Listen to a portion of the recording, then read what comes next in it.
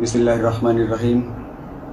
আমি বাংলাদেশ পুলিশের একজন কর্মকর্তা এসআই মাসুদ রানা। আমি আপনাদের কাছে কিছু তথ্য তুলে ধরতে চাই, যেটা বাংলাদেশের মানুষ অনেক দিন ধরেই জানে না, বা তারা এই প্রশ্নের উত্তর খুঁজছে অনেক বছর ধরে, কিন্তু কোনো উত্তর খুঁজে পায়নি।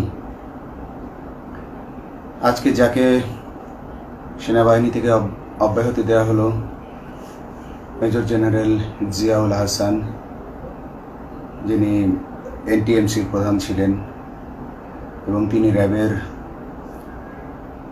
অতিরিক্ত পরিচালক ছিলেন।